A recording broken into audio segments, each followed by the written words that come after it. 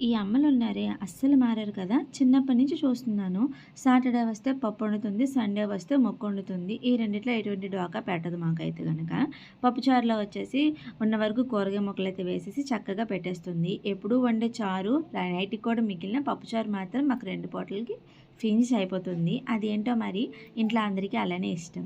ఇంకా వచ్చేసి మజ్జిగ మిరపకాయలు, ఇంకా అప్పడాలు, వడియాలు వీటితో బెస్ట్ కాంబినేషన్. ఇంకా నాకు మా చెల్లికైతే ఈ గవ్వలతో ఎక్కువ ఇష్టమనమాట. ఎందుకంటే మాకు పెళ్ళిలో వేస్తారు కదా పప్పుచారు, ఇంకా గవ్వలు ఇలా వేస్తూ ఉంటారు కదా! అలా అలవాటయిపోయింది. అదొక ఇష్టంగా వచ్చేసింది. సో, మాకలా అలవాటయింది. ఇష్టంగా కూడా తింటామనమాట. సో, తన కోసం, నా కోసం నేను గవ్వలు, ఇంకా అన్నం వడియాలు ఉన్నాయని చెప్పి ఈ వడియాలు కూడా వేయించేసాను. టేస్ట్ చాలా బావుంటుందండి. మీకు వడియాల రెసిపీ కావాలంటే మన ఛానల్‌లో ఉంటుంది. మీరు ఆ వీడియో చూసినట్లయితే మీకు కూడా చాలా ఈజీగా అన్నం మిగిలేటప్పుడు వడియాలు పెట్టేసుకోండి. ఎక్కువ రోజులు నిల్వ ఉంటాయి. ఇలా మనకి కూర లేనప్పుడు సింపుల్‌గా కర్రీ అయిపోతుంది.